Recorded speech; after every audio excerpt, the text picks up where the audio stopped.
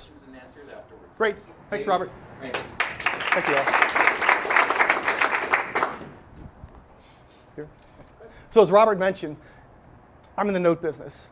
What I do is I'm in the real estate lending business, and I use my skill set with a product to help people develop a cash flow, a passive income.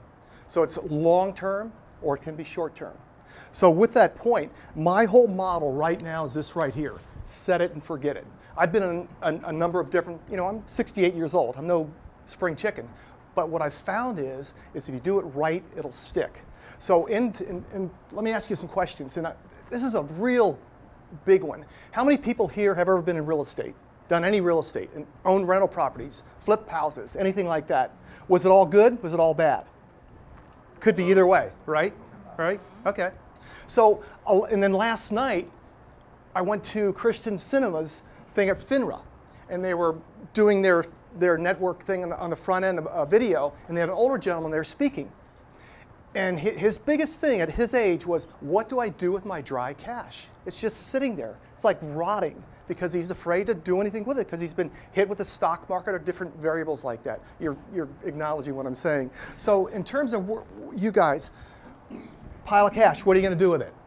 Where can I invest?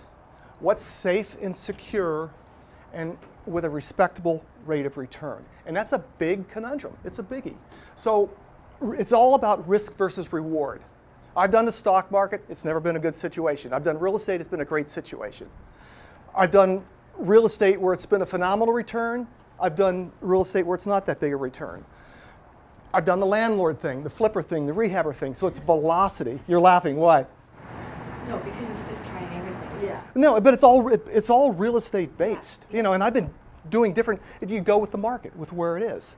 So what I found is that you can make a lot of money, you can lose money, but the slow grow, the long-term wealth is where I'm at right now. You can also do angel investing, where you're funding another company, or this is the best part. Wells Fargo can give you 0.2%.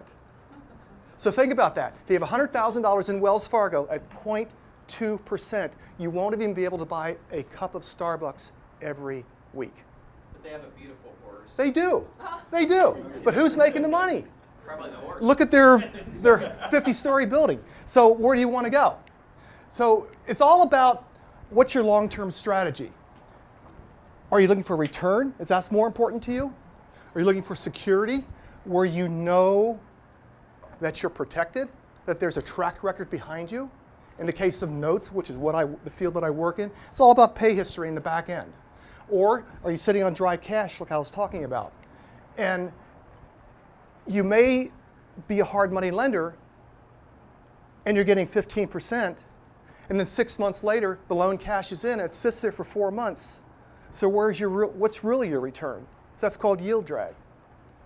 Or is it more important for you to have liquidity? So you can get in, get out, and have that flexibility. It's all individual. It just depends upon which fits where you are. So what I do, I'm in the real estate lending business. The product that I have, it's all first position mortgages. Nobody's in front of you. You're in front of everybody else. There's a strong equity position. So what would it be like if you could buy something and it's worth $100, but you can get it for $60? Because you make your money on everything you do in the stock market, whatever thing else, on the buy. So what if you could have a 40% equity position behind you? And you've got a payer. What if they've been there for 60 months? They've got what we call emotional equity. They're not going to go anywhere. Their family's set up. Their house is worth a lot more than when they moved in. They're not going to go anywhere. The product that I deal in is our lower price band. It's around the country. They're typically $50,000, $60,000 houses. The people that live there can't get financing anywhere else because banks don't lend in that price band. You can't sell it for whatever the reason, but you could say, I'll be the bank. We talked about that yesterday, right? Yeah. So that's what this is. Somebody else is a bank, and you buy that note. You buy that mortgage. But I'm only working with those that are seasoned, got a long pay history, and the people have emotional equity. And really what it gets down to is passive mailbox money. That's the bottom line, where you just set it there. This is not an active investment. This is a very, very passive investment. Or my terminology, set it and forget it. So in terms of the niche market, like I said, it's all about retirement, IRAs, 401ks, and that type of thing. And this is the ultimate goal.